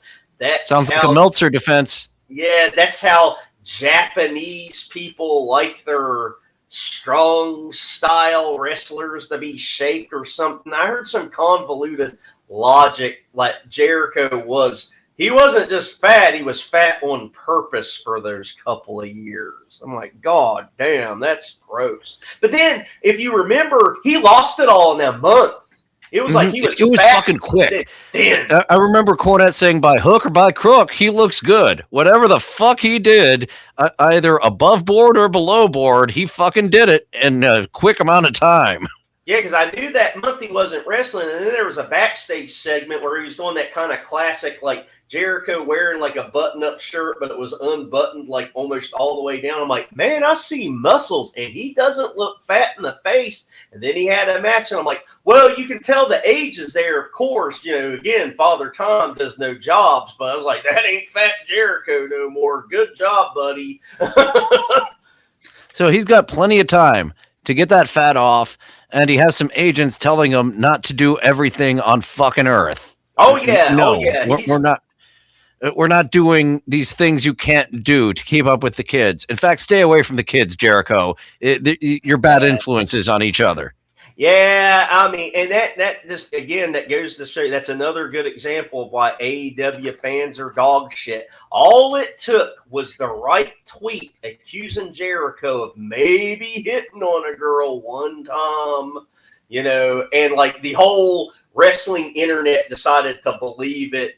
That Chris Jericho is just a dirty pervert that wants to cheat on his wife and trick young wrestling girls to go to his hotel room. And I was like, man, that's so fucking unfair that this guy got drugged through the mud so hard, all because of one tweet. No proof, and he didn't break any laws. He didn't shit on anyone's head. He hit on a girl, maybe, allegedly. But apparently that's the worst thing you could ever do in wrestling. I don't know. Jesus. You saw the South Park episode. If you date a coworker, oh, motherfucker. God damn it. Seriously, dating a coworker? You piece of shit. Motherfucker, you're awful. I mean, just terrible. But, yeah, so thank God Jericho's finally breaking up with that fat fucking girlfriend, because I mean, whatever they gonna do with him in WWE, if he does go back, which I think all signs, of course, point that he is, he's gonna tease that he might go to TNA just to do it, because he always does. There's money to be had in WWE matches. TNA is not gonna give Jericho the money he wants. And they're gonna be smart about, like, how he's presented, like they're gonna have him doing like safe, kind of funny stuff, like the list of Jericho. They're not gonna let him go out there and look like shit either. So if he's not in good enough shape to be out there shirtless, guess what? He won't be out there shirtless. He'll be out there in nice dress clothes or something. And the only time you'll get, and they'll probably make him go back to like the Jericho of old, where wears. When he does wrestle, he probably will be wearing long pants and probably like, that whatever you call a tank top wife beater thing. They'll probably have him doing that because again, they don't want their people on TV looking like shit. It kills their legacy. Eddie Kingston coming back. My Christ, your time has passed. You can't look that much like shit. He still has cheap gear. He still looks flabby as fuck, and it could work for him if he was over as he was for like that 6-month span where he did that interview. Yeah, it could have worked, but the gear. Come on, Eddie. Jesus Christ, that fucking gear.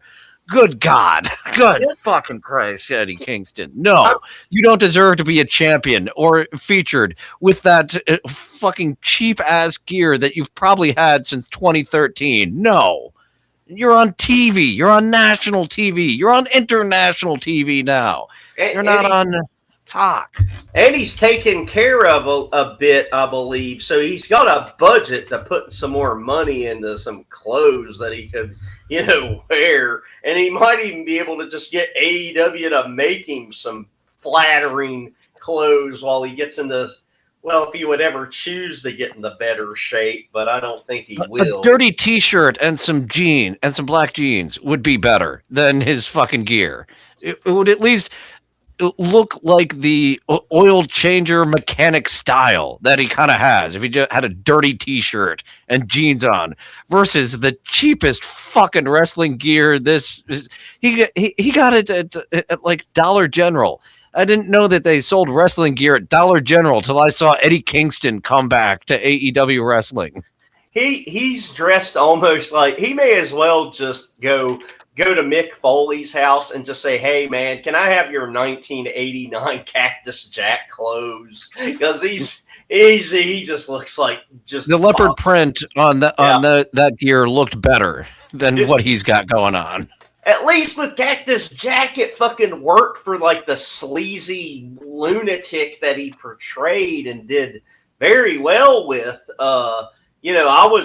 Just a side note about Cactus Jack Manson from 1989. That motherfucker did such a good job with that. I was like, this is a legitimately mentally ill cocksucker. Little did I know he was a crybaby liberal in real life. But the Kingston Brawler. Jesus Christ. But it was like... I don't know. All right. I think I'm done being annoyed at AEW for the night. We don't have to talk about AEW. We're good. I'm just glad that I don't have to rush off. So I believe his name is pronounced Roosh. Oh God.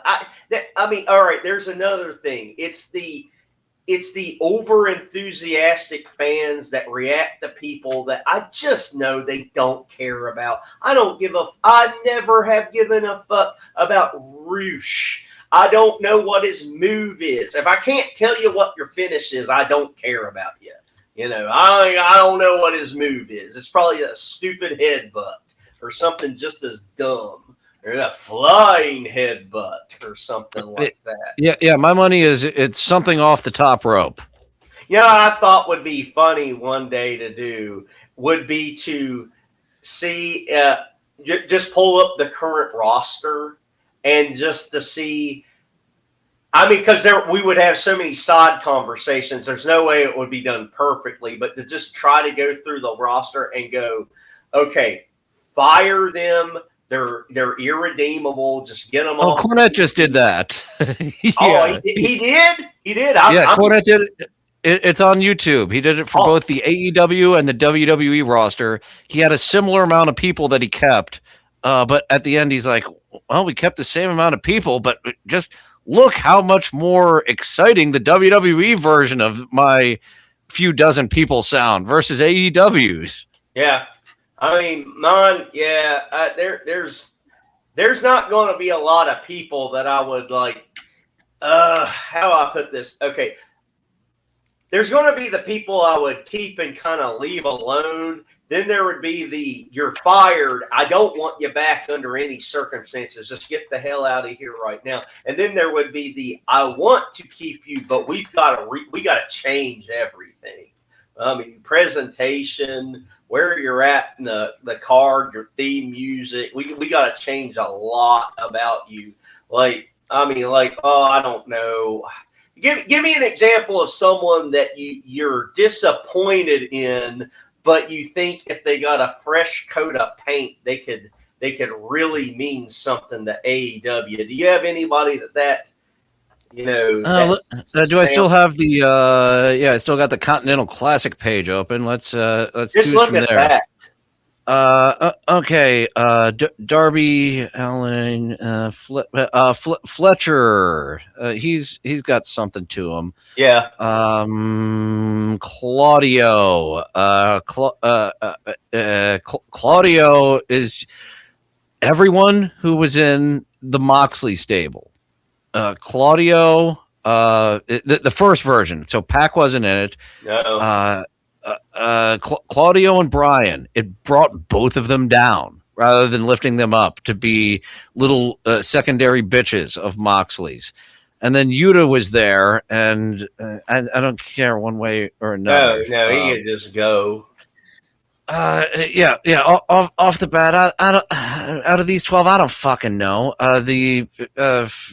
Shelton and Bobby Lashley have just kind of been there. Bobby Lashley, that one to me is a perfect one. That one's one that I definitely no way, shape, or form would fire at all. He would be someone that I would say, okay, we are now taking him seriously. He's a fucking former WWE champion. Now he might not be a household name, but goddamn, he was in one of the main events of WrestleMania. He was in the one with Donald Trump in it, for God's sake. So, there's so much there. We got to take this son of a bitch seriously. Really, it's as simple and as politically incorrect as it is. It's not like I care. It's like, we've got Black Brock Lesnar. We've got Black Lesnar and Bobby Lashley.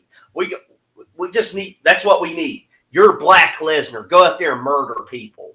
You don't 100%. sell for fucking anybody. Going forward, Bobby, you don't sell for fucking anybody. You go out there and you beat the dog shit out of people for 3 minutes. So when we do get the All In or All Out or whatever the fuck next year, when we do have someone have a 10-minute match both. Yeah. We now have an All In and an All Out each year. It's this Tuesday in Texas, basically. Join us in 6 days for All Out now that we had All In. And you know how confusing that was for me as a brand new fan, because okay, oh God, I mean, you might want to pull this up for me. CM Punk's debut pay-per-view match in AEW was that against Darby, right?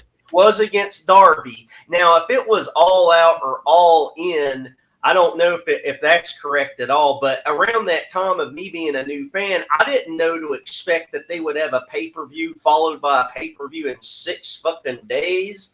I mean, I had no fucking idea. I was like, thinking to myself, do I have a learning disability? What the fuck is this? So I don't know if that happened. I don't know if he debuted during that shit or not, or if he debuted at just, AEW's Cage Classic or something else. But I got the shirt. I got the shirt from it, off screen. I ain't going to get it. And I got the shirt from it of that goddamn debut match. That meant a lot. I'll always give AEW credit for bringing me back, because after that fucking 2018, 2019 year of Bobby Lashley getting married on TV, that dumb, boring shit, I was like, I don't think I'm ever going to watch this horse shit again. This is awful. There's the lineup for that. And Paul White had a match. Paul White defeated QT Marshall. I think that was his first match, wasn't it? Well, Well, it's not exactly the big show, but our theme song was kind of close. They got the singer. They got the singer. And that's so funny to me. That's another thing that's like, I want to give AEW credit for. They got some people that work there that knew how to hunt this fucking completely unknown singer down. This is a fucking studio musician singer that's like, that you wouldn't know his name if you heard it in a million years, and he's not, and there's not exactly searchable databases for this shit. So how the fuck they tracked this goddamn guy down was insane to me. But congratulations. Andre Arlovsky? I don't know. You do, and you'll clean it up. Andre Arlovsky, the MMA fighter, was in a Minneapolis street fight, losing to Chris Jericho's team. What the fuck is going on here? Yes, they did. This is something I should remember. I remember Andre Arlovsky on the UFC fights. Yeah, he was part of a tag team with someone named Junior Dos Santos. Yeah. Was this Help that me. Junior Dos Santos? Who? What? Why?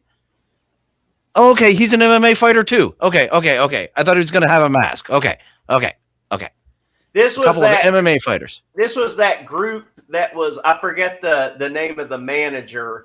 It's right here, Dan Lambert. Yeah. This guy did like the best Jim Cornette impression, and like his promos were fucking killer. And for some reason, they fizzled out on him instantly.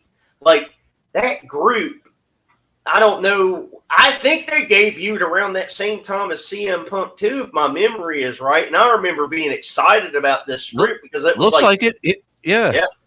And this guy's promos were fucking awesome, and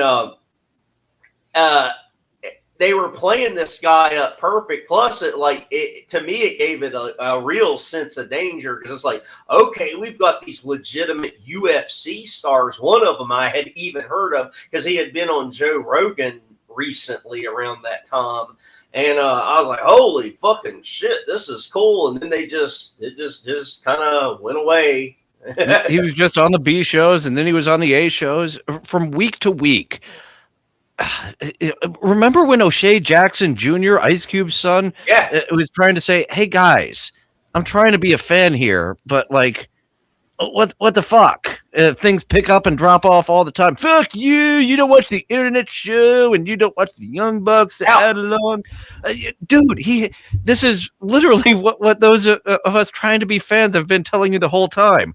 Like when you don't have one of your top wrestlers appearing on the show this week. Here's a quick pre-tape promo, and watch Saturday night. He's going to be facing this guy in the main event. No, but they get angry. It's like everybody has said this. I had a friend in town that I quit being friends with because of their. Do your research. Put it on the show. You have a 2-hour show. If it's not on the 2-hour show, it doesn't exist. That's how you should run your 2-hour show. No, but I did have a real life in town friend that was one of those like AEW psychopaths that expected, if you wanted to be in the club to watch AEW, you needed to hunt down every single show, the Ring of Honor internet shows, the old AEW dark and after dark shows. You had to watch all. You got to go watch their series from New Japan to be all caught up.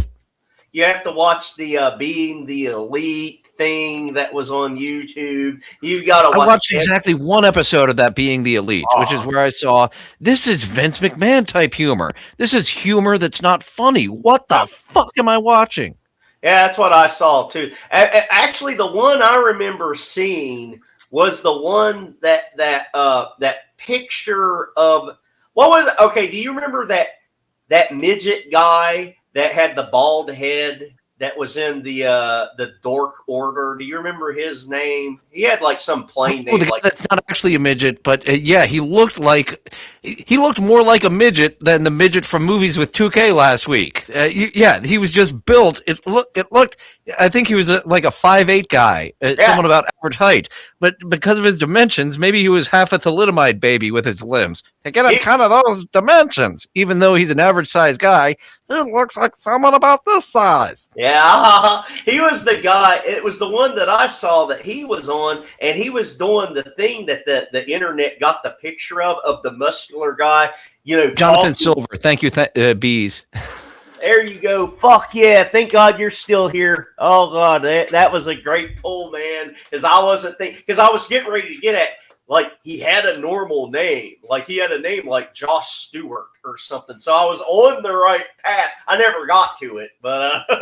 He was named like that fish fast food place, you know. He was named like that thing we all like, you know. But like, yeah, that John Silver, it's like that episode was the one where he was doing that loud talking to Anna J thing that the internet got like a meme out of, like of the enthusiastic guy having a conversation with the girl that the girl doesn't fucking want to have at all, and she's just trapped. That was the one I saw, and it sucked. And I remember after getting done watching it, I was like, man, why did I sit through this? I should have just not watched anything at all. I should have just looked we give it one.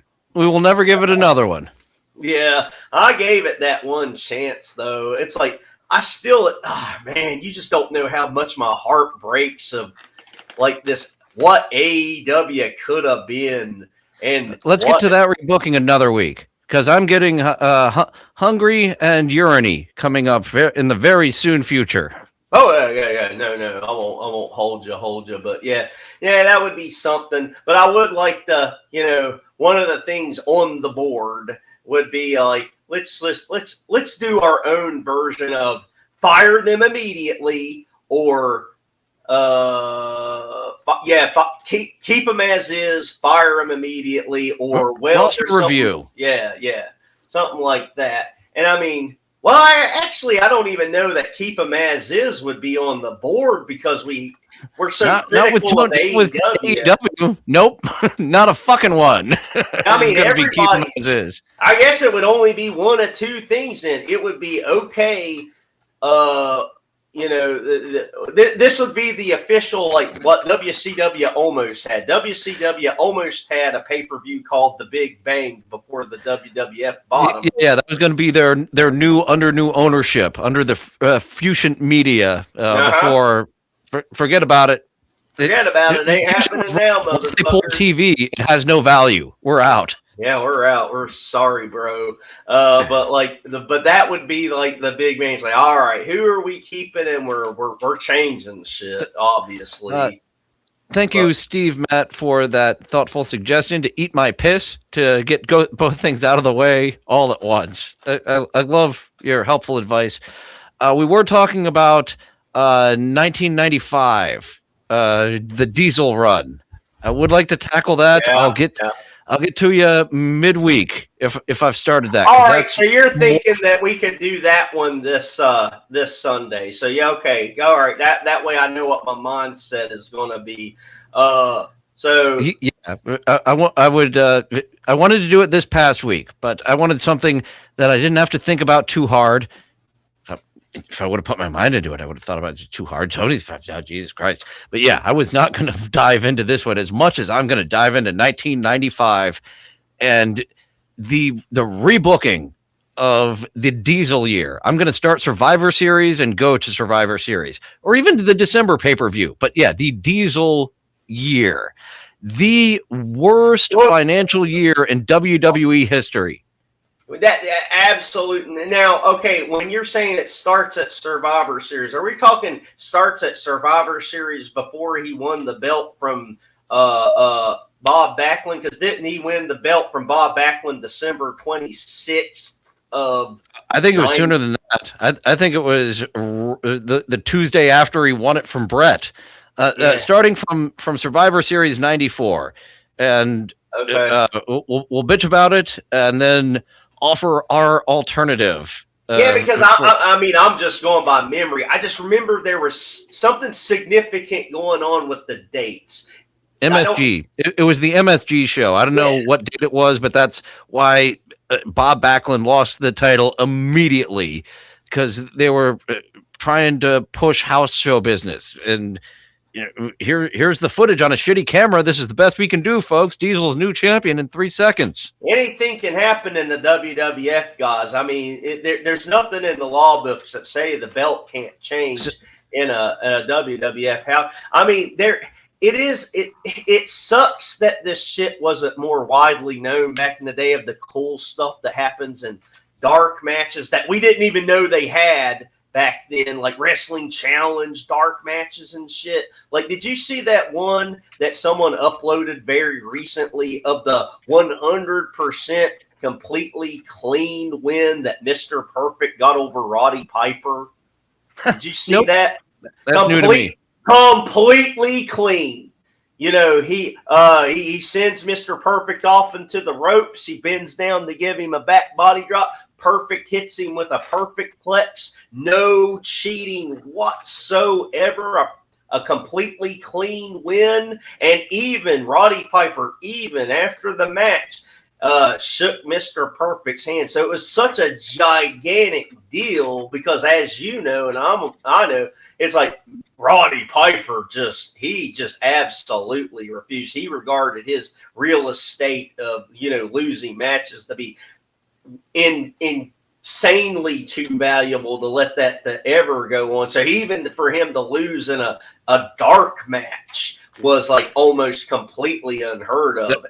That's showing his respect for Hennig. I will do this for you, but I'm still thinking of me. We're not doing this on TV. We're not doing it on TV. And the other thing that was like impressive about it was this wasn't, I mean, I can't tell you the exact date that it was, but Mr. Perfect wasn't undefeated at this time. So Perfect has already had some losses. So he really could have, he could have noped out of that and no one would have thought anything of it. So yeah, I mean, he must have, I didn't know he had that much respect for Mr. Perfect that to give him that much of a win, even though it was a dark match. He was a great wrestler. Hennig was a great wrestler. He had the pedigree. He had all the things for Roddy to respect. And I don't think any of them were in the WWF in 1995.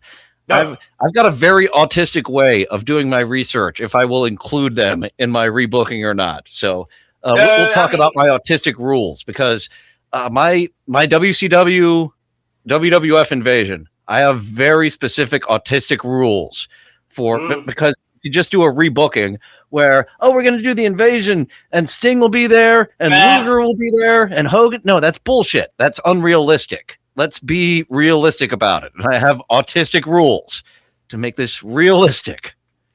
Yeah, I mean, yeah, that's the thing. It's like if we don't play by the established rules of like who could have conceivably been there. The only one that was stupid that was there, and it was his own goddamn fault, was Diamond Dallas Page. Diamond Dallas Page took the buyout for the chance to go to the WWF, and look where that fucking got him. He got him jobbed out, became That's why Sting didn't show up. Sting straight up said he saw, it was how they treated DDP.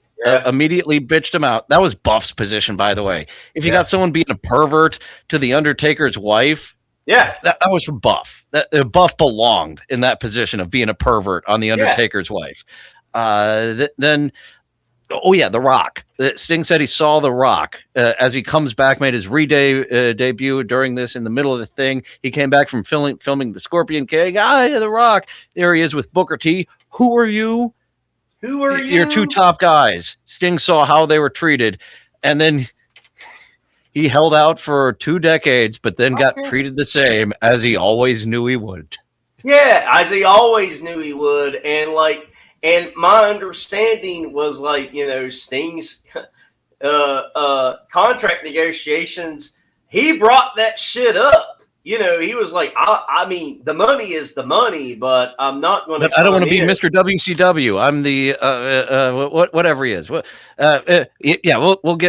get to that soon. I do have to come and go. I have to come and go. I've got to jerk off and go to sleep. And I'm gonna make the effort and do some autistic rules for WWF 1995 Survivor Series to in your house pig pen match. Oh God, yeah. There's Yeah, let's focus on that. WWF 95, the Diesel year. Yeah, the most depressing year probably in wrestling, I think. I mean, yeah, I mean, well, you're starting again. I'm wrapping up. You're starting again. I'm stopping. All right, guys. Thank you all for coming by. I'm going to hit end stream now so he can do what he's got to do, and I can, I guess, jump into the shower. Have a great one, everybody. Bye. So long.